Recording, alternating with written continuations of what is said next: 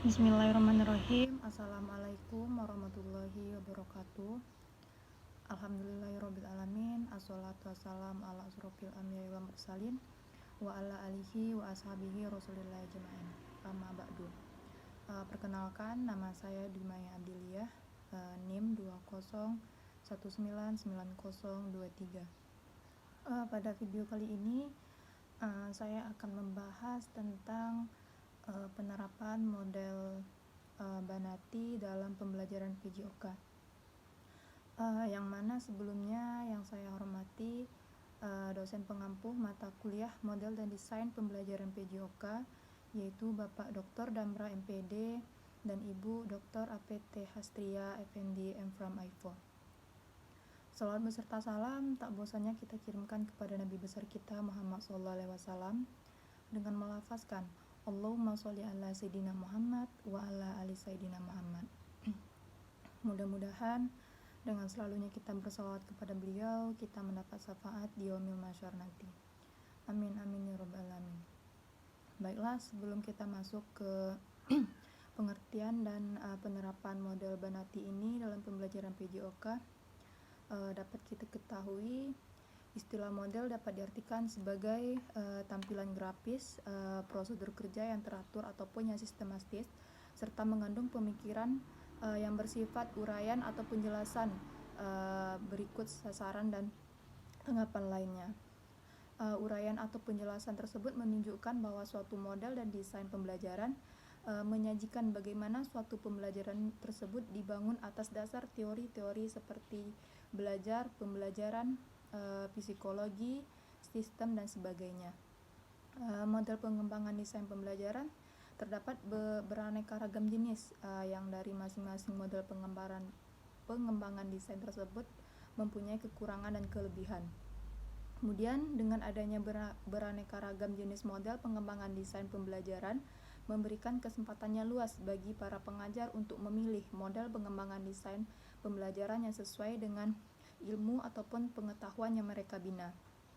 Model-model pengembangan desain pembelajaran yang sudah ada selalu mengalami perubahan-perubahan ataupun inovasi-inovasi baru ataupun pembaharuan.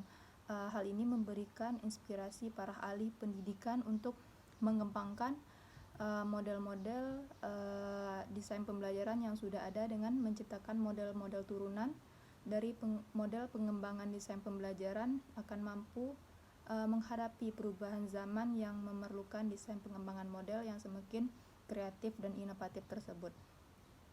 Dengan sedemikian model pengembangan pembelajaran menarik untuk dikaji pada setiap masing-masing model pengembangan desain pembelajaran.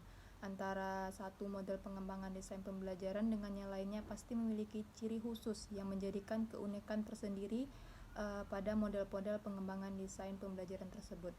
Untuk mengetahui keunikan masing-masing model pengembangan desain pembelajaran dapat dilakukan dengan menginspirasikan dan menganalisis, kemudian setelah itu dilakukan perbandingan pada model yang dideskripsikan dan dianalisis tersebut.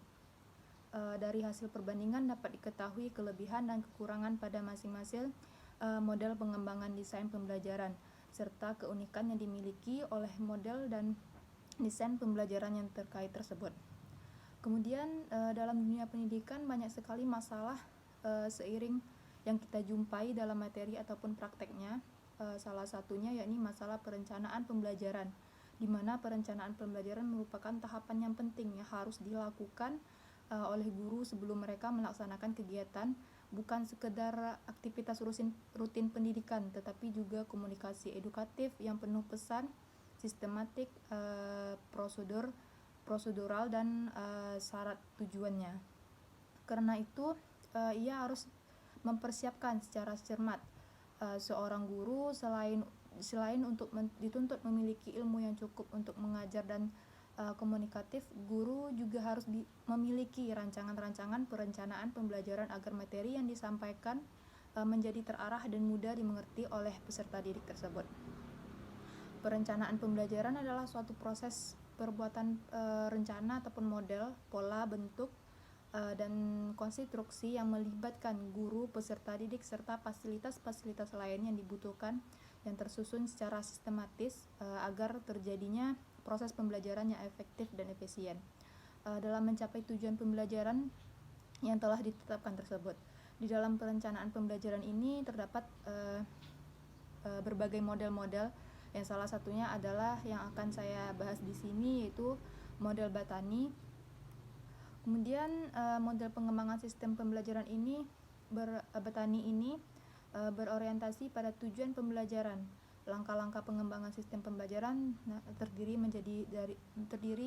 jadi 6 kegiatan, dan desain Batani ini bertindak tolak pendekatan sistem yang mencakup 6 komponen yang sering berinteraksi dan berrelasasi untuk mencapai tujuan pembelajaran yang telah ditetapkan serta menjadi acuan yang menetapkan langkah-langkah pengembangannya. Baiklah, sekarang kita masuk kepada pengertian model desain Batani ini, yaitu di mana model Batani ini dikembangkan pada tahun 1968 oleh Bela Habatani. Model yang dikembangkannya ini berorientasi pada pembelajaran, sedangkan pendekatan yang digunakan adalah pendekatan sistem, yakni pendekatan yang didasarkan pada kenyataan bahwa kegiatan belajar mengajar merupakan suatu hal yang sangat kompleks, terdiri atas banyaknya komponen yang satu dengan yang lain harus bekerja sama secara baik untuk mencapai hasil yang sebaik-baiknya. Model pengembangan sistem pembelajaran ini berorientasi pada tujuan pembelajaran.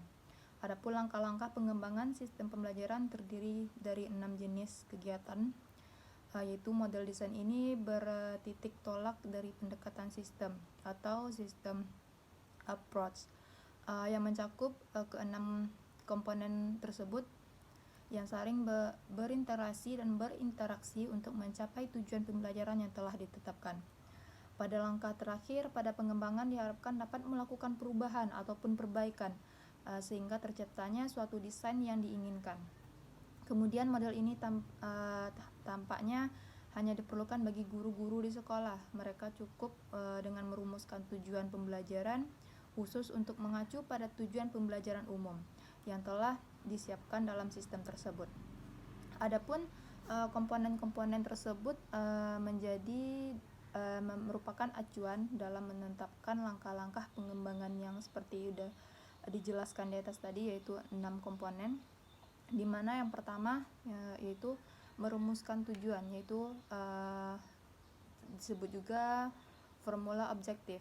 Yang kedua, mengembangkan tes. Yang ketiga yaitu menganalisis tugas belajar. Yang keempat yaitu mendesain sistem pembelajaran. Yang kelima yaitu melaksanakan kegiatan dan mengetes hasil dari kegiatan tersebut. Dan yang terakhir, yang keenam, yaitu melakukan perubahan untuk perbaikannya.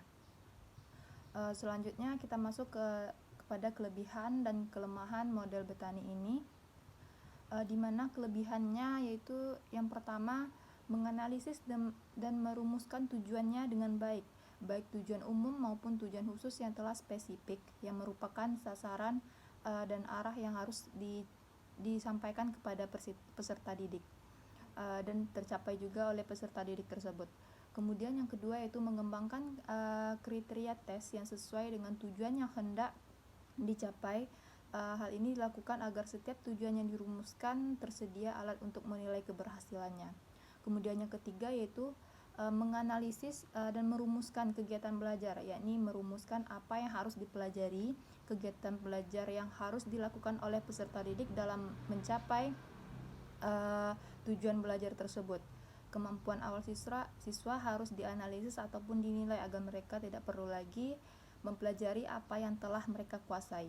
Kemudian yang keempat yaitu mengadakan perbaikan ataupun perubahan berdasarkan hasil evaluasi tersebut. Jadi model ini didasarkan pada hasil tes peserta didik. Dan yang kelima, kelebihannya yaitu langkah-langkahnya hanya sedikit sehingga kita bisa lebih efektif untuk membuatnya. Kemudian kita masuk kepada kelemahannya, di mana kelemahannya yang pertama yaitu sedikitnya langkah sehingga dikhawatirkan pembelajaran tersebut tidak efisien. Kemudian yang kedua kelemahannya, model ini cenderung lebih fokus pada materi yang belum dikuasai oleh anak didik sehingga mengabaikan materi yang sudah dipelajari sebelumnya, dan bisa juga bisa pula apabila tidak pernah dikaji ulang lagi, peserta didik akan lupa dengan materi yang sudah dipelajarinya. Selanjutnya kita masuk kepada intinya, yaitu penerapan model Batani ini dalam pembelajaran PJOK. Pembelajaran PJOK yaitu suatu mata pelajaran yang mengupayakan fungsi gerak tubuh secara maksimal, yang di dalamnya memuat aspek pengetahuan, sikap dan gerak yang ditanamkan untuk konsep diri yang baik. Dapat kita ketahui bahwa pembelajaran PJOK ini yaitu pembelajaran yang dilakukan melalui gerak yang dapat meningkatkan kemampuan yang ke arah kognitif dan ke arah afektif, yaitu sikap dan psikomotor keterampilan peserta didik. Kemudian dalam pendidikan jasmani dan olahraga ini diperlukan suatu model pembelajaran yang bertujuan agar peserta didik tersebut tertarik dan termotivasi untuk mengikuti pembelajaran tersebut, di mana pembelajaran PJOK ini biasanya banyak dilakukan dengan cara yang itu-itu saja. Maka dari itu dapat diterapkan model pembelajaran Banati ini karena model yang dikembangkan ini berorientasi pada hasil pembelajaran. Sedangkan pendekatan yang digunakan adalah pendekatan sistem, yakni pendekatan yang didasarkan pada kenyataan bahwa kegiatan belajar mengajar merupakan suatu hal yang sangat kompleks, terdiri atas banyak komponen, yang satu sama yang lain harus bekerja sama dengan baik untuk mencapai hasil yang sebaik-baiknya. Model pengembangan sistem pembelajaran ini berorientasi pada tujuan pembelajaran tersebut. Kemudian ada pun langkah-langkah model Batani ini dalam pembelajaran PJOK, yaitu kita masuk kepada tahap yang pertama tadi, yaitu merumuskan tujuan, yakni yang kita harapkan pada tahap pertama ini yang dikerjakan oleh peserta didik, yaitu yang pertama maksud sistem, di mana di sini identifikasi masalah merupakan proses perbandingan keadaan sekarang dengan keadaan yang seharusnya. Hasilnya akan menunjukkan kesenjangan antara kedua keadaan tersebut. Kesenjangan ini akan dibutuhkan bila kesenjangan kedua keadaan tersebut besar. Kebutuhan ini perlu diperhatikan ataupun diselesaikan. Kebutuhan yang besar diterapkan untuk diatasi, disebut masalah, sedangkan kebutuhan yang lebih kecil mungkin untuk sementara ataupun seterusnya ataupun diabaikan. Ia merupakan kebutuhan yang tidak dianggap sebagai masalah. Dan hasil akhir identifikasi masalah adalah perumusan tujuan umum. Dalam model desain pembelajaran menurut Batani ini menggunakan istilah sistem.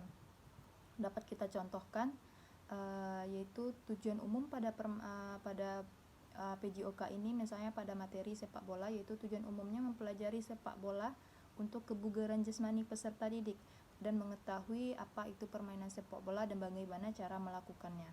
Kemudian yang kedua yaitu spesifikasi tujuan, di mana di sini tujuan merupakan suatu yang akan dapat dikerjakan oleh peserta didik setelah menyelesaikan proses belajar dan merupakan tujuan yang bermanfaat bagi peserta didik tersebut.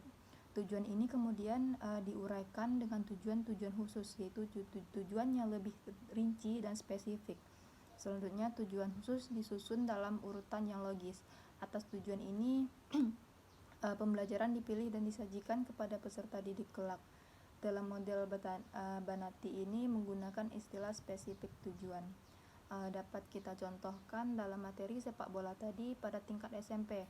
Peserta didik harus menguasai tujuan khusus dan mempelajari sepak bola tersebut, seperti mengetahui teknik-teknik dasar sepak bola, misalnya mengetahui dan kemudian mengetahui peraturan dalam permainan sepak bola dan mengetahui sarana dan prasarana yang diperlukan dalam permainan sepak bola tersebut. Kemudian kita masuk ke tahap yang kedua, yaitu pengembangan tes, di mana tahap kedua ini mengembangkan tes yang didasarkan pada tujuan yang diinginkan dan digunakan untuk mengetahui kemampuan yang diharapkan dan dicapai sebagai hasil dari pengalaman belajarnya. Sehingga apabila menganggap siswa kosong tidak memiliki kemampuan awal sebelum peserta didik masuk ke sekolah. Contohnya pada pembelajaran permainan sepak bola tadi, sebelumnya peserta didik tersebut sebelum masuk ke SMP, peserta didik sudah mengetahui permainan sepak bola tersebut pada tingkat SD. Maka paling setidaknya sudah mengetahui apa itu permainan sepak bola dan apa teknik-teknik dasarnya. Maka dari itu guru mengetahui kemampuan awal dari peserta didik tersebut. Kemudian kita masuk ke tahap yang ketiga, yaitu menganalisis kegiatan belajar, di mana dalam menganalisis kegiatan belajar ini menggunakan hasil pengembangan tes yang dilakukan pada tahap kedua tadi, yaitu berupa kemampuan awal siswa, di mana kemampuan awal siswa dianalisis dan dinilai. Dari analisis kemampuan awal siswa tersebut diketahui apakah perlu dipelajari dan tidak perlu dipelajari lagi. Kemampuan yang sudah dimiliki oleh siswa tidak perlu dipelajari. Hal yang perlu dipelajari kemampuan yang belum dimiliki dan ataupun dikuasai oleh peserta didik tersebut, sehingga akan lebih efektif dan efisien dalam proses pembelajaran. Dapat kita lihat contohnya yaitu pada permainan sepak bola tadi, guru mengetes dulu kemampuan peserta didik tentang permainan sepak bola dan kemudian melihat apa saja yang sudah diketahui oleh peserta didik atau yang sudah dimengerti sebelumnya, yang telah diketahui oleh peserta didik. Tidak perlu lagi secara detail guru tersebut memberikan pembelajaran kepadanya, atau cuma hanya memberikan secara garis besar saja. Kemudian kita masuk kepada tahap yang keempat, yaitu mendesain sistem instruksional ataupun desain sistem. Setelah itu dipertimbangkan alternatif ataupun identifikasi yang harus dikerjakan untuk menjamin bahwa peserta didik akan menguasai kegiatan-kegiatan yang sudah dianalisis pada tahap ketiga tadi, di mana juga perlu ditentukan siapa ataupun yang mempunyai potensi paling baik untuk mencapai fungsi-fungsi tersebut, di mana ditentukan pula kapan dan di mana fungsi tersebut akan dilakukan ataupun harus dilaksanakan. Tahap mendesain sistem instruksional ini merupakan penentuan model dan media instruksional pada saat pembelajaran PJOK. Misalnya kita buat contoh pada pembelajaran sepak bola tadi, yang sangat penting untuk memungkinkan peserta didik mencapai tujuan instruksional, yaitu meliputi yang pertama analisis fungsi ataupun isi urutan. Pada analisis fungsi ini, guru menganalisis fungsi dari permainan sepak bola tersebut dan isi dari materi pembelajaran sesuai urutan yang harus dipelajari oleh peserta didik. Kemudian yang kedua yaitu menganalisis komponen. Di sini guru menganalisis komponen-komponen materi dari permainan sepak bola dan metode apa yang tepat dalam proses pembelajaran permainan sepak bola tersebut dan media yang digunakan dalam proses pembelajaran. Apakah misalnya media buku cetak dan peralatan lainnya, dan kemudian sarana dan prasarana dalam proses pembelajaran tersebut, baik itu sarana dan prasarana di dalam ruangan ataupun sarana dan prasarana di luar ruangan. Kemudian yang ketiga, penjadwalan. Di sini guru harus menyusun penjadwalan proses pembelajaran tersebut dengan baik. Contohnya pada permainan sepak bola, guru harus bisa menyusun jadwal materi yang akan diajarkan kepada peserta didik. Seperti pada minggu pertama, misalnya materi pembelajarannya yaitu teknik dasar permainan sepak bola, menendang bola menggunakan kaki bagian dalam. Kemudian pada minggu kedua ataupun berikutnya materi menendang bola menggunakan punggung kaki, dan begitu seterusnya, sesuai dengan jadwal yang telah disusun oleh guru tersebut. Kemudian kita masuk ke tahap yang kelima, yaitu melaksanakan kegiatan dan mengetes hasil. Di sini dalam tahap melaksanakan dan mengetes hasil ini, sistem yang sudah didesain dapat diuji cobakan atau dites ataupun dilaksanakan. Apa yang dapat dilaksanakan ataupun dikerjakan oleh peserta didik sebagai hasil implementasi sistem harus dinilai, dan agar dapat diketahui seberapa jauh peserta didik tersebut telah menunjukkan tingkah laku seperti yang dimaksudkan dalam rumusan tersebut. Pada tahap ini, guru mengetes ataupun mengadakan ujian dari yang sudah diajarkan oleh guru kepada peserta didik, kemudian dinilai oleh guru tersebut apakah peserta didik sudah mengerti dengan materi yang sudah diajarkan oleh gurunya tersebut. Kemudian kita masuk kepada yang terakhir, yaitu tahap ke-6, di mana yaitu mengadakan perbaikan. Di sini berdasarkan hasil yang telah diperoleh dari interpretasi data hasil uji coba revisi dilakukannya dari revisi kecil ataupun sampai revisi total untuk mengakhiri uji coba ulang yang kemudian akan diimplementasikan diambil suatu keputusan. Hasil-hasil yang diperoleh dari evaluasi merupakan umpan balik ataupun feedback untuk keseluruhan sistem, sehingga perubahan-perubahan jika diperlukan dapat dilakukan untuk memperbaiki sistem instruksionalnya. Pada tahap akhir ini, guru mengevaluasi dari hasil tes pada tahap 5 tadi dan dilakukannya revisi dari yang terkecil sampai revisi total ataupun perbaikan lainnya.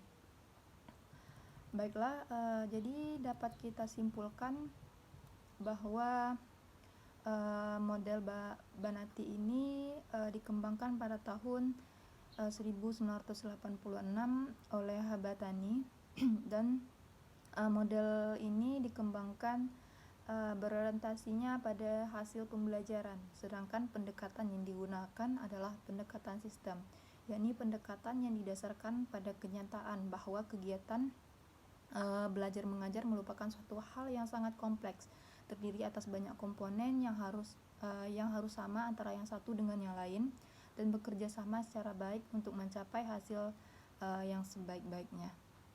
Adapun langkah-langkah pengembangan model Banati ini tadi ada 6, yaitu merumuskan tujuan, mengembangkan tes, menganalisis tugas belajar, kemudian mendesain sistem pembelajaran, yang kelima melaksanakan kegiatan dan mengetes hasil, dan yang terakhir yang keenam melakukan perubahan ataupun perbaikan. Kemudian adapun kelemahan dan kelebihannya, yang pertama yaitu model ini dengan kelebihan mampu menganalisis dan merumuskan tujuan instruksional yang lebih spesifik, mengembangkan kriteria tes yang sesuai dengan tujuan yang akan dicapai, dan kemudian menganalisis kemampuan awal siswa mengadakan hasil tes perbaikan berdasarkan hasil evaluasi yang hanya terdiri beberapa langkah, sehingga bisa melakukan perencanaan dengan efektif. Sedangkan kelemahannya yaitu model ini sedikit langka, sehingga kekhawatiran akan tidak efisiennya model ini cenderung fokus pada materi yang belum dikuasai oleh peserta didik tersebut. Adapun sarannya, semoga dengan hadirnya video ini dapat menambah wawasan setiap orang yang melihat dan mendengarkannya, dan semoga juga dapat sebagai acuan pembelajaran. Dan kemudian di sini guru harus bisa lebih kreatif memilih model pembelajaran dalam pembelajaran PJOK, dan juga guru harus lebih memahami teknologi agar bisa memberikan pembelajaran dengan baik dan dengan berbagai model yang menarik dan inovatif.